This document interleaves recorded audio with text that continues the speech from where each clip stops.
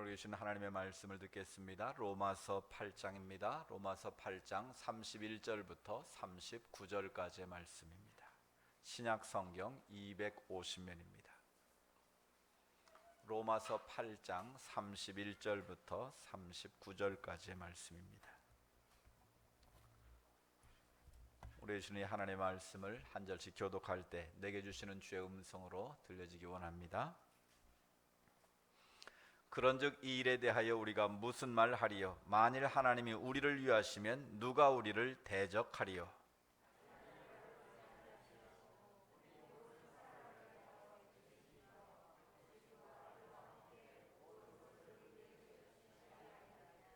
누가 능히 하나님께서 택하신 자들을 고발하리요? 의롭다 하신 이는 하나님이시니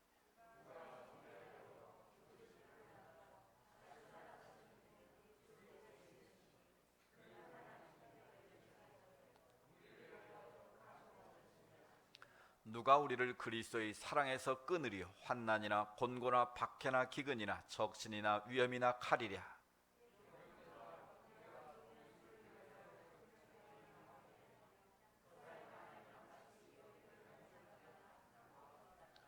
그러나 이 모든 일에 우리를 사랑하신 이로 말미암아 우리가 넉넉히 이기느니라.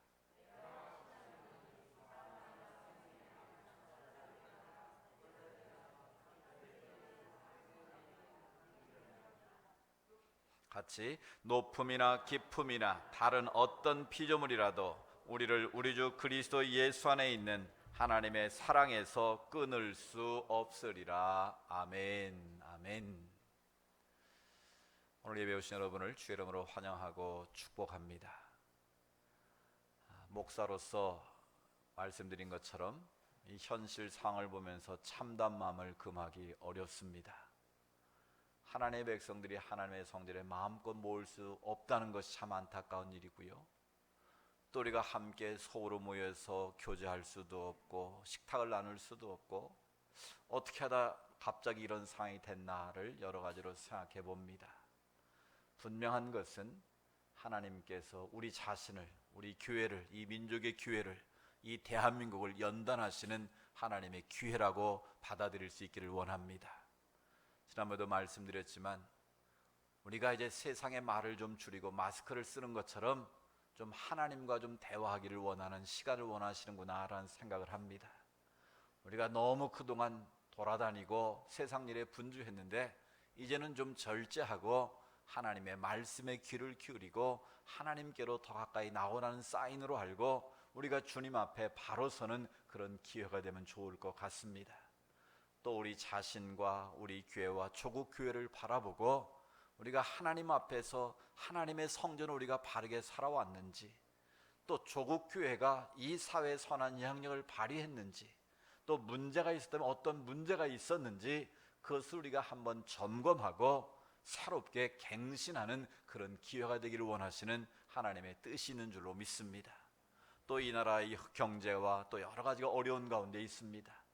이 민족도 하나님 앞에서 다시 한번 돌이켜보고 우리가 회개할 것은 회개하고 돌이키면 이 민족을 새롭게 하시는 하나님의 놀라운 은혜가 다시 임할 줄로 믿습니다.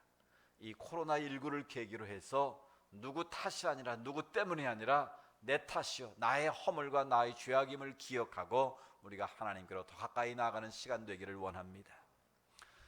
또한 목사로서 안타까운 것은 많은 성도들이 또 많은 백성들이 어려움 가운데 있다는 겁니다. 코로나 블루라는 말이 이제는 코로나 블랙이라는 말이 나올 정도로 우울증에 걸려있는 백성들의 아픔의 소리를 듣습니다. 그래서 신문을 보든 방송을 보든 거의 절벽 끝에 서 있는 백성들의 그 신음과 탄식 소리가 들려옵니다.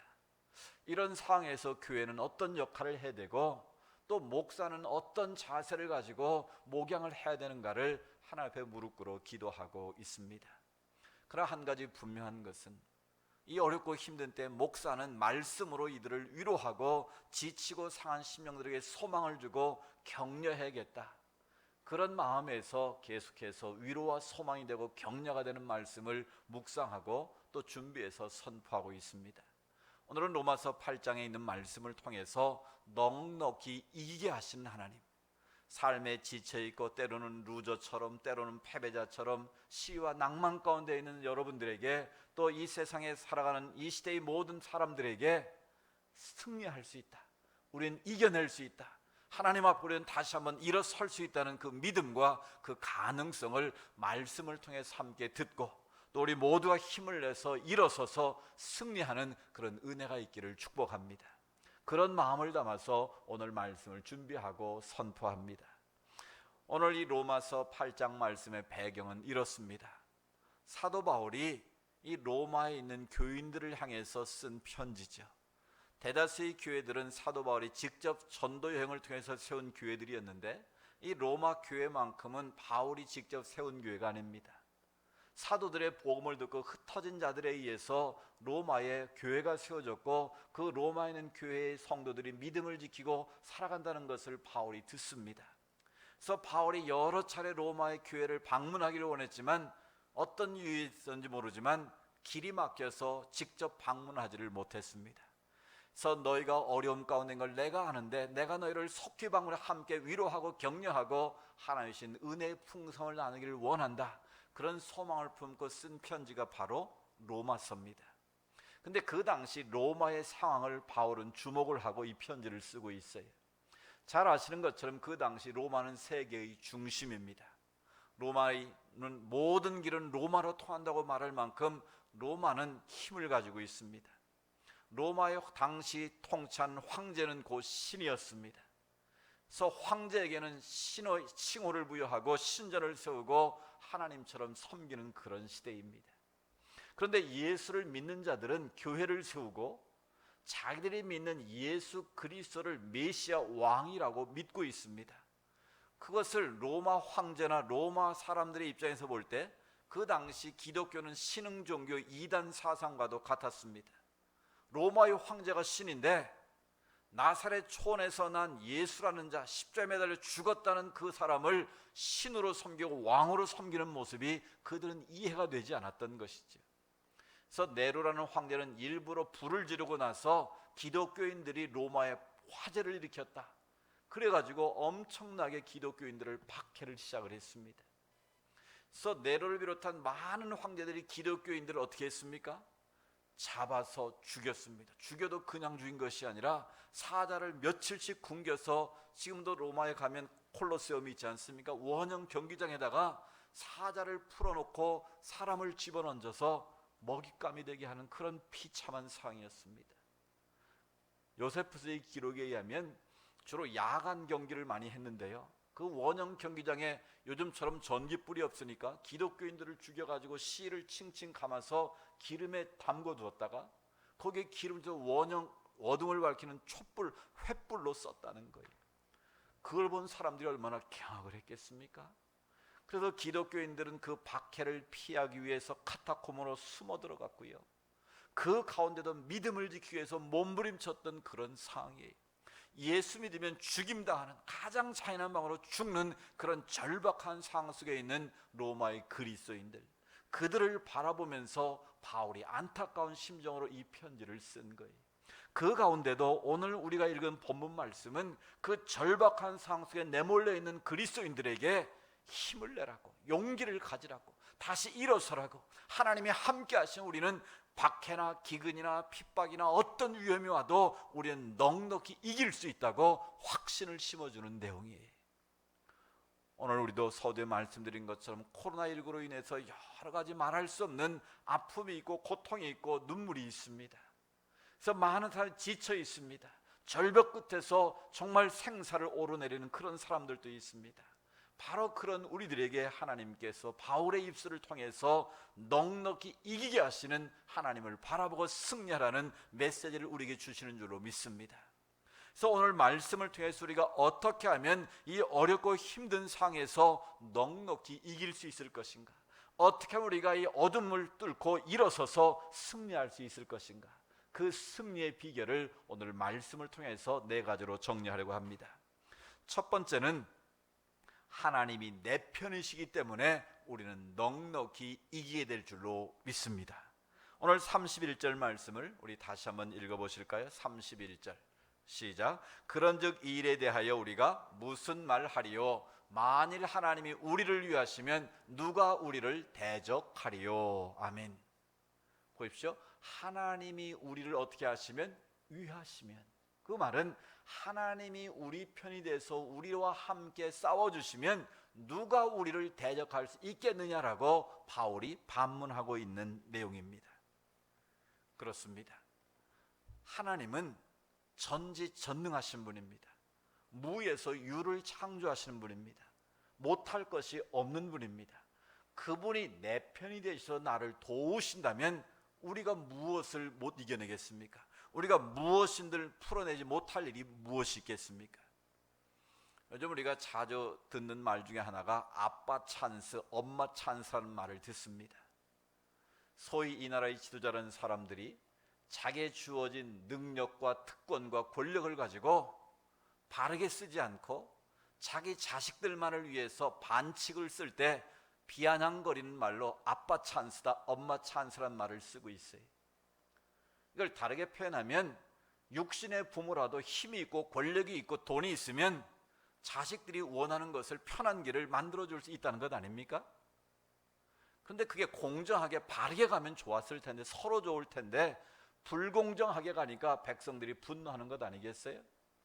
문제는 하나님의 자녀된 우리들은 하나님 아버지께서 내 편이 되고 계시다라는 거예요. 아멘. 부모가 내 편에 나를 도와도 세상에서 편한 길을 갈 수 있는데, 나를 하나님의 자녀 삼으신 그 하나님 아버지께서 내 편에 나를 돕고 계시다면 우리가 이 세상에 어떤 일인들 못하겠느냐라는 것입니다. 그래서 성경은 우리에게 계속해서 나는 너희 편이다라는 것을 강조합니다. 2700년 전 이사야 선자를 통해서 하나님은 이미 이렇게 말씀하셨어요. 이사야 50장 8절 말씀에 보면 우리 같이 읽어봅니다. 시작. 나를 의롭다 하신 이가 가까이 계시니 나와 다툴 자가 누구냐? 나와 함께 설지어다. 나의 대적이 누구냐? 내게 가까이 나올지어다. 아멘. 나를 의롭다 하신 이가 어디 계시다고요? 나와 멀리 계신 거예요. 나와 가깝게 지금 계시다는 거예요. 하나님이 나와 가까이 계시는 누가 나하고 다툴 수 있겠느냐, 누가 나하고 싸울 수 있겠느냐는 거예요. 그래서 누구든지 나와 함께 설지어다, 즉 나를 이길 수 있다면, 즉 하나님을 이길 수 있다면 한번 나와 싸워보자는 거예요. 붙어보자는 거예요.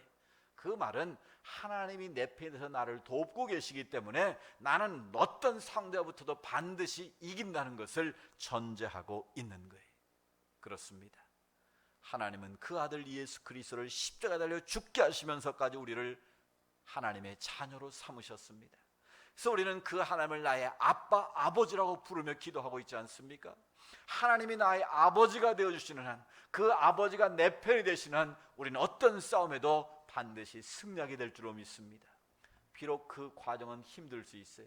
비록 그 과정은 좀 내가 지는 것 같고 어려울 수 있어요. 그러나 끝까지 믿음으로 싸우면 내 편이 되시는 하나님께서 반드시 우리를 승리케 하실 줄로 믿습니다.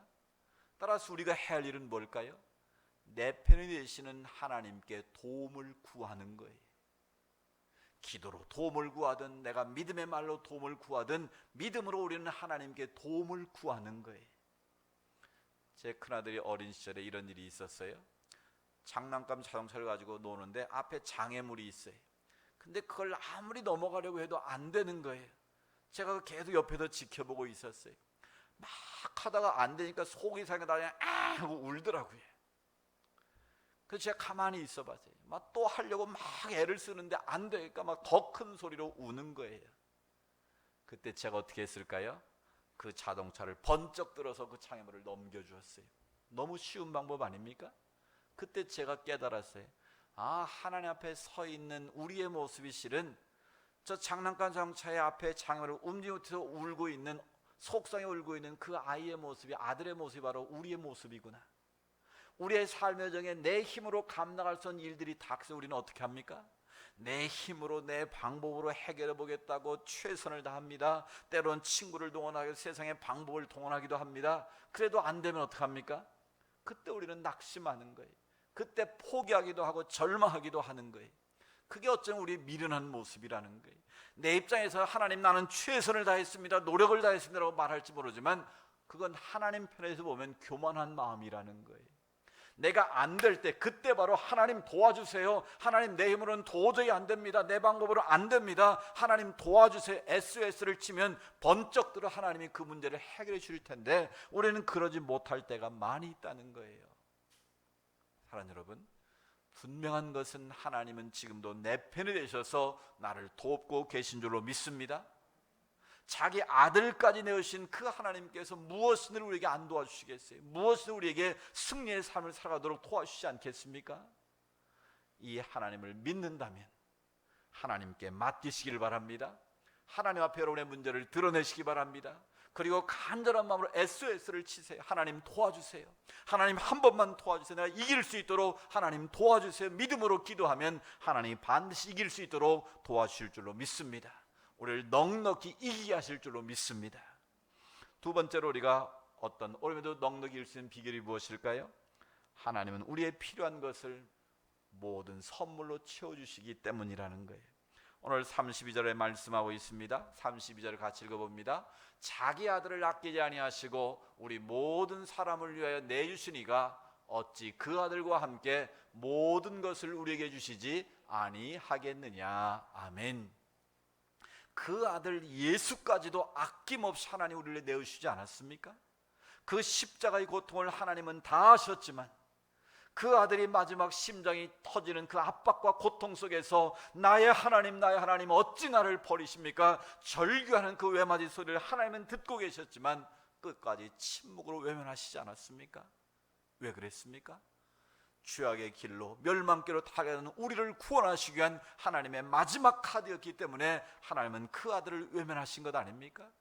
그렇게 자기 아들까지 버리시면서 우리를 구원하신 그 하나님이시라면 우리를 위해서 무엇인들 아끼시겠느냐라는 거예요. 무엇이든지 주시지 않겠느냐라는 겁니다. 오늘 이 말씀을 현대의 성경으로 보면 이렇게 쉽게 설명을 했습니다. 현대의 성경으로 다시 한번 읽어봅니다. 시작. 자기 아들까지도 아끼지 않으시고 우리 모든 사람을 위하여 다른 모든 것도 우리에게 아낌없이 주시지 아니하겠느냐. 아멘. 아멘. 자기 아들까지 내줬는데 하나님이 다른 어떤 것은 아낄 이유가 있다 없다? 없다라는 거예요. 여러분, 부모된 자로서 자식이 필요하다면 어떻습니까? 자식의 성공을 위해서, 자식의 미래를 위해서 꼭 필요하다면 어때요? 무슨 수를 써서라도 그 문제를 해결해 주는 게 부모의 마음 아니겠습니까? 내 자식이 필요한 건데 무엇인들 부모가 아까워하겠습니까? 마찬가지로 하나님 아버지께서 그 아들 예수까지 우리를 구원하셔 내어주셨다면 우리의 필요한 모든 것을 선물로 당연히 주시지 않겠느냐라는 거예요. 그 하나님께서 무엇을 아끼시겠느냐라는 거예요. 그래서 성경은 우리에게 아낌없이 주시는 하나님의 그 약속을 이렇게 표현하고 있습니다. 에베소 3장 20절, 제가 좋아하는 말씀인데요, 에베소 3장 20절 말씀 같이 읽어볼까요? 우리 가운데서 역사하시는 능력대로 우리가 구하거나 생각하는 모든 것에 넘치도록 능히 하실 이에게. 아멘. 저는 이 말씀을 분명히 믿습니다. 우리 가운데 하나님이 역사하시는데 그 능력대로 우리가 뭐하거나 구하거나 또 뭐하거나 생각하는 것까지 모든 것에 넘치도록 능히 이루어 주신다는 거예요. 저는 이 약속을 분명히 믿습니다.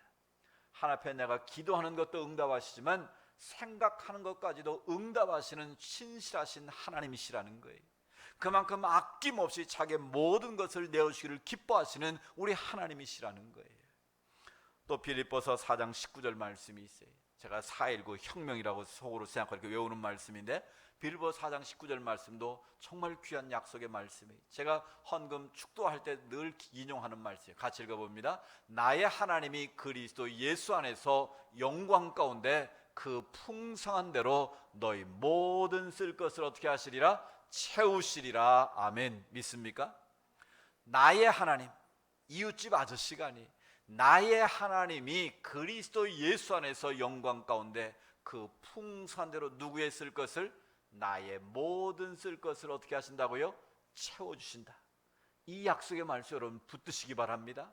내게 주시는 소망의 말씀으로 받아들이시기 바랍니다. 우리가 어떤 상황에 있어도 나의 하나님이 영광 가운데서 그 필요한 모든 것들을 채워주신다. 그 믿음을 가지고 우리는 하나님 앞에 나오는 거예요. 그 믿음 가지고 하나님 앞에 엎드리는 거예요. 그래서 예수님께서 산상순에서 결론으로 이렇게 말씀하지 않습니까? 마태복음 7장 9절에서 11절 말씀, 너희 중에 누가 아들이 떡을 달라 하는데 돌을 주며 생선을 달라 하는데 뱀을 줄 사람이 있겠느냐? 있어요, 없어요? 없다는 거예요. 너희가 악한 자라도 좋은 것을 자식에게 줄 알거든 악한 부모라도 자식에게는 좋은 것 주려고 하지 않습니까? 자기가 도둑질해도 자식한테는 도둑질하면 안 돼요. 가르치는 게 부모 마음 아니겠습니까? 그 다음 보세요. 하물며 하늘에 계신 너희 아버지께서 뭐 하는 자에게? 구하는 자에게 뭘 주세요? 좋은 것으로 주시지 않겠느냐. 아멘. 이 말씀은 반드시 좋은 것으로 주시겠다는 하나님의 약속인 줄로 믿습니다. 그렇습니다. 우리가 어떤 어려움 속에 있고 어떤 결핍 속에 있어도 넉넉히 이길 수 있는 비결은 바로 우리의 모든 필요를 채워주시는 하나님이 계시기 때문이라는 거예요. 이런 삶의 건강이 부족하십니까? 그러면 건강을 구하시기 바랍니다. 재정이 어려우시면 그럼 재정의 복을 구하시기 바랍니다. 그럼 하나님이 하늘복의 문을 여시고 채우실 것을 믿습니다. 여러분 믿음이 부족하십니까? 믿음을 달라고 하나님 앞에 기도하시기 바랍니다. 그러면 흔들리지 않는 반석 같은 믿음을 하나님이 반드시 주실 줄로 믿습니다. 세 번째로 우리가 넉넉히 이길 수 있는 비결은 바로 하나님이 나를 의롭다고 인정하셨기 때문입니다. 하나님은 우리를 언제나 변호하시는 변호사와 같은 분이십니다. 오늘 33절 34절 말씀 읽어볼까요? 누가 능히 하나님의 택하신 자들을 고발하리요? 의롭다 하시는 하나님이시니 누가 정죄하리요? 죽으실 뿐 아니라 다시 살아나신 이는 그리스도 예수시니 그는 하나님 우편에 계신 자요 우리를 위하여 간구하시는 자니라. 아멘. 우리가 세상을 살아가는 데 있어서 많은 사람들이 우리를 비난할 때가 있습니다. 무고하게 우리를 정죄할 때도 있습니다. 그때 우리가 속상하고 힘들어할 때가 많아요. 인간인지라 내가 잘못도 없는데 나를 무고하게 비방을 하고 중상모략을 하면 속상할 때가 많습니다. 그냥 홧김에 어떻게 하고 싶은데 하나님의 방법은 그렇게 하지 말라는 거예요. 분명한 것은 하나님이 우리를 의롭다고 인치셨다는 거예요. 세상이 아무리 너희를 욕하고 비난해도 하나님이 의롭다고 인정하신 자들은 반드시 하나님이 승리케 하신다는 겁니다. 반드시 하나님께서 그를 지키시고 보호하신다는 거예요. 비록 지금 그리스도인들이 욕을 먹고 세상 속에서 교회가 빛의 역할을 감당하지 못함으로 돌을 맞고 있지만 우리가 깨닫고 돌이켜서 하나님이 기뻐하시는 성전으로 회복되어진다면 반드시 하나님은 이 교회를 통해서 이 조국 교회를 통해서 하나님의 새 역사를 이루어가실 것을 저는 분명히 믿습니다. 따라서 세상이 아무리 우리를 조롱하고 아무리 비난해도 하나님이 나를 의롭다고 인정하셨기에 우리는 의로운 자로 살아야 될 줄로 믿습니다. 당당하게 세상과 우리가 비겁하게 물러서거나 맞설 것이 아니라 하나님 앞에서 나의 의로움을 인정받았기에 하나님 앞에 의로운 모습으로 서기만 하면 마침내 승리케 하시고 넉넉히 이기게 하시는 하나님의 은혜가 임할 줄로 믿습니다. 누가 말하느냐가 중요한 것이 아닙니다. 공자의 이런 유명한 말이 있더라고요. 공자의 그 논어에 보면 공자에게 자공이라는 제자가 물었습니다. 스승님, 훌륭한 사람은 어떤 사람을 말하는 겁니까? 그러면서 온 동네 사람들이 저 사람을 훌륭하다고 하면 그 사람은 훌륭한 겁니까? 라고 물었더니 아니다 그랬어요. 그러면 모든 동네 사람이 저 사람 나쁜 놈이야 그러면 나쁜 사람이 그랬더니 아니다 그랬어요. 그럼 도대체 어떤 사람이 훌륭한 사람이 어떤 사람이 나쁜 사람일까? 라고 물었더니 공자님이 이렇게 대답하셨다는 거예요. 훌륭한 사람이 훌륭하다고 하면 그 사람은 훌륭한 사람이고 나쁜 사람이 저 사람은 나쁜 사람이 그러면 그건 나쁜 놈이라는 거예요. 뭐가 다른 거예요? 온 동네 사람들이 훌륭하다고 해도 그 사람이 훌륭하다고 말할 수는 없다는 거예요. 누가 훌륭하다고 그래야? 훌륭한 인격과 훌륭한 삶을 산 사람이 훌륭하다고 인정하면 그 사람은 훌륭하다는 거예요. 그러니까 다수의 사람들이 훌륭하다고 해도 다 훌륭한 건 아니라는 거예요. 아무리 나쁜 사람이라도 동네 사람이 다 나쁘다, 정말 나쁜 사람이 나쁘다는 정말 나쁜 사람이지만 많은 사람이 나쁘다고 그 사람이 꼭 나쁜 사람은 아니라는 거예요. 기준이 중요하다는 거예요.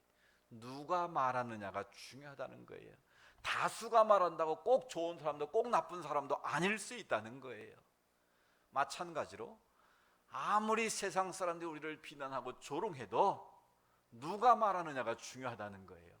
아무리 대한민국 사람이 다 나를 욕해도 그게 중요한 게 아니고 하나님이 나를 어떻게 말하느냐가 중요하다는 거예요. 하나님이 나를 어떻게 보시느냐가 중요하다는 거예요.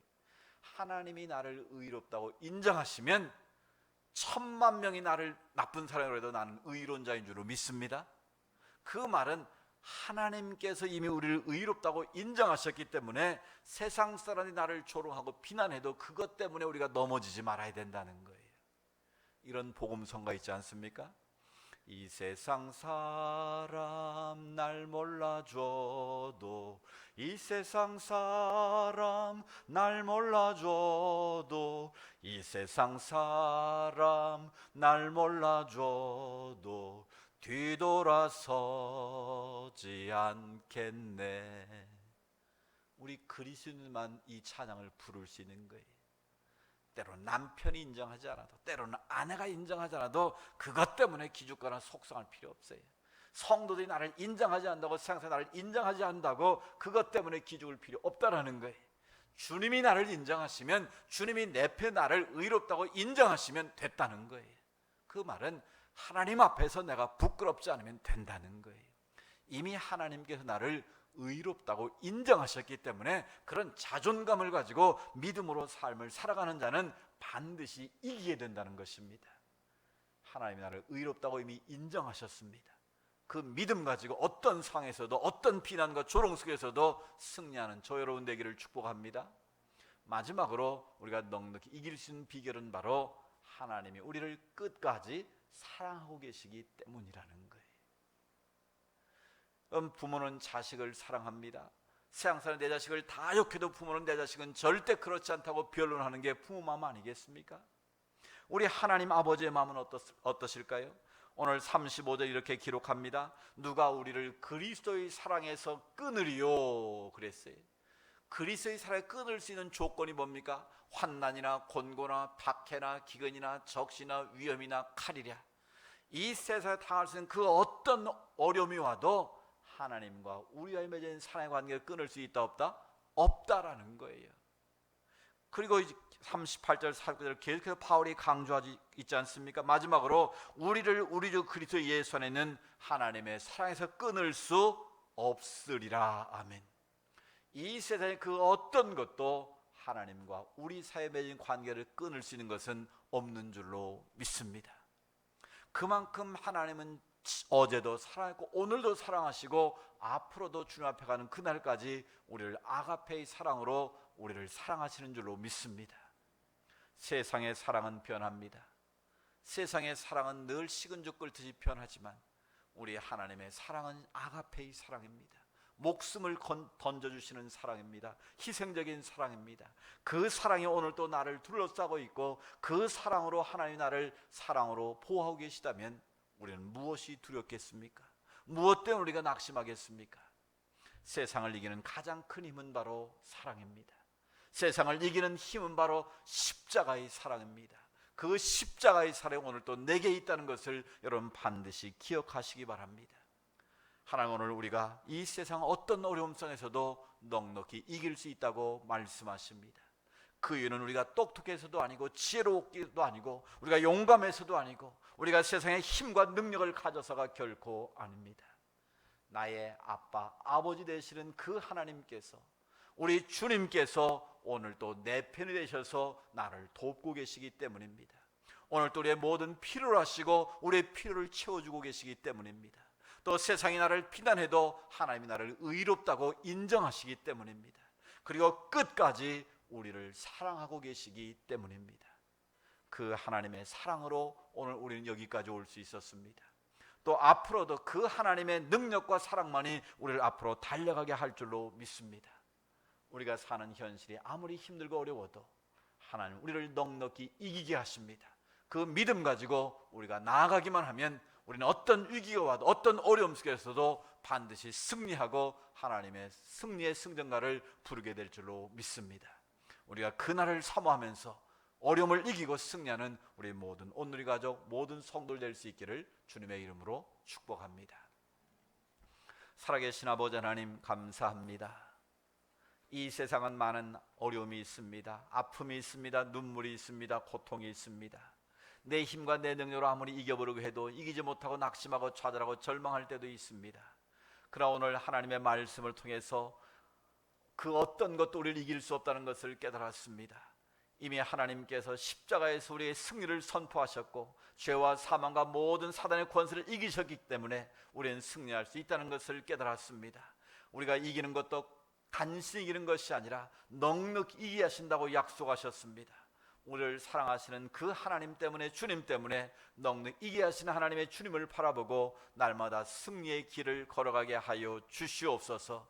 우리가 다시 주의 말씀 들고 세상으로 나아갑니다. 이 한 주간도 주의 말씀 붙들고 믿음으로 승리할 수 있는 거룩한 주의 군사들 되게 하옵소서. 예수님의 이름으로 기도드리옵나이다. 아멘.